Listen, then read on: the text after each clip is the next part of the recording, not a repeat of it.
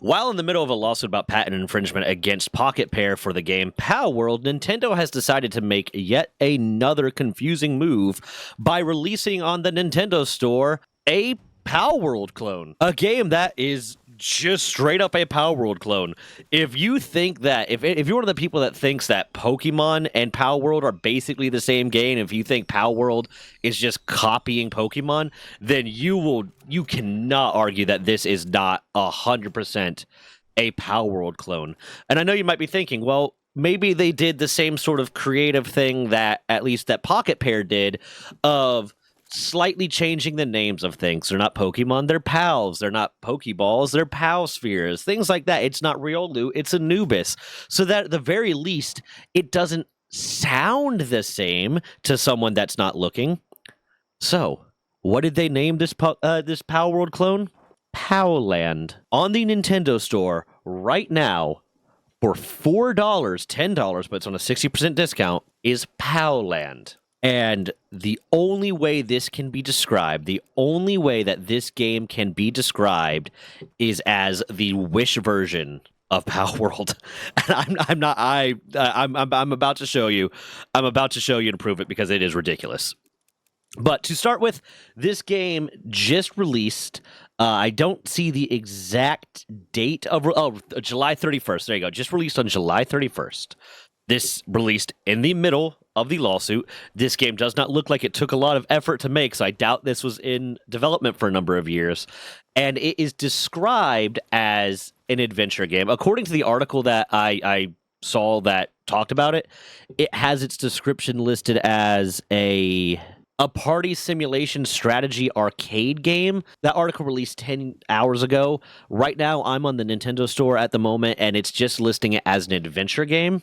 But the description of the game: step into the world of Palland, a captivating survival, building, and exploration game where everything starts with a humble base. In a vast and dangerous environment, you decide how to gather resources, expand your shelter, and deal with wild creatures that can be both threats and valuable sources of power. Build bases across 3 distinct maps. Each environment offers unique challenges, construction styles, and local resources. Explore and gather essential materials from rare crystals and vital essences. Every item counts on your path to growth. Survival management: balance your character's health, hunger, and energy to stay alive. Quest-driven gameplay: follow dynamic missions that guide your progress, offer rewards, and unlock new possibilities. Palland delivers a rich immersive experience where baseball and combat, exploration, and evolution blend into one dynamic and strategic game. So let's get into it. Let me show you real quick what the game looks like. I'm going to start with the promotional art. I'm going to start with the promotional art right there.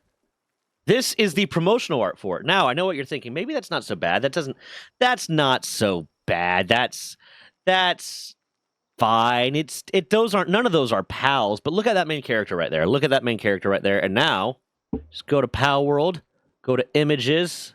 A redhead with a weird ponytail and braids. But wait, no.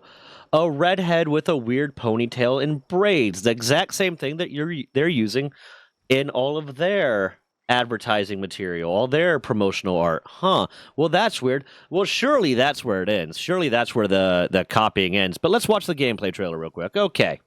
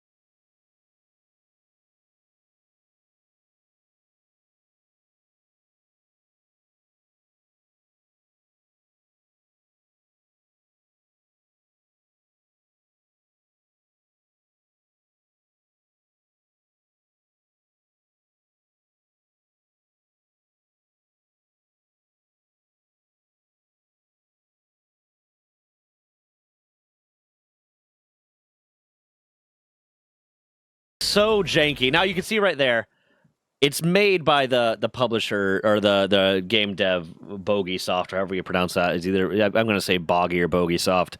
It's made by Bogey Soft, so it's not necessarily directly made by Nintendo, but they're also not publishing it anywhere else, so it's only on the Nintendo Switch store.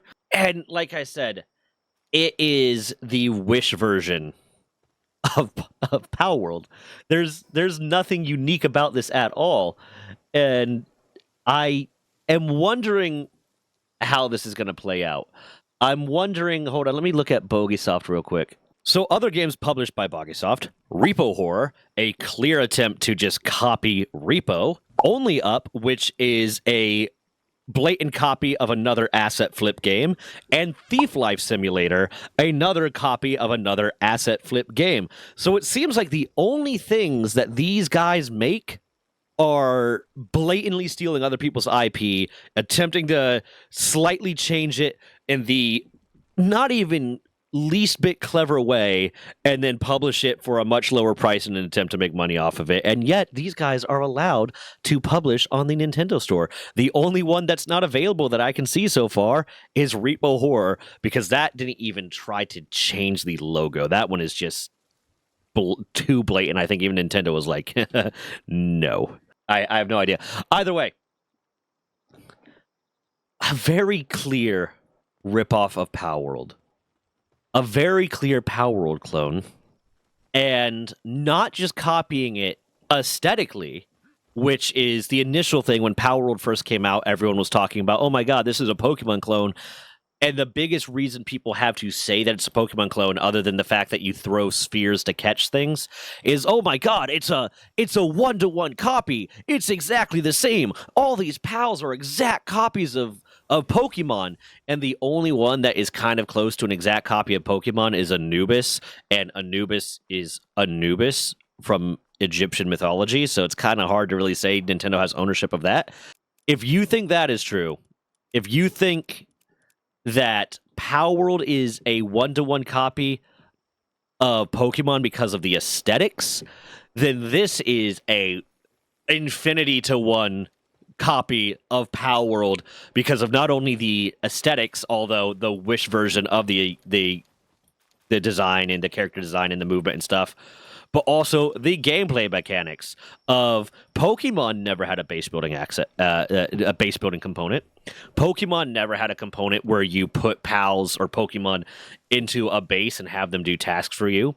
And Pokemon never really had that whole thing of you are fighting alongside your Pokemon like Palworld has, where you can enter into a fight and actively join your pal into combat and help your pal out by using weapons and swords and guns and shit like that. But Palland does, and Palland didn't even try to be cheeky with it by changing the name at all. They just replaced world with land, and we're like, we're gonna get away with it. We're gonna be fine.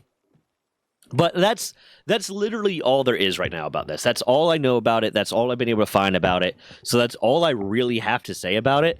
I'm definitely going to be following this because my real quick theory to finish this off, the one thing I'm kind of wondering is Nintendo going to try to use this as a way to justify their lawsuit somehow against Palworld, because they've done a lot of stuff retroactively.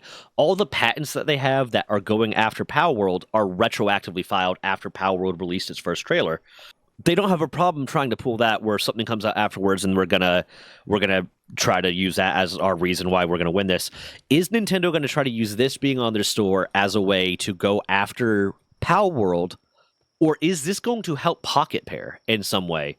Is this going to somehow help Pocket Pair because now Pocket Pair can say, Nintendo, on your store, you have a game, you are allowing a game on your store that is exactly our game, just dumbed down, graphic down, our game in 320p.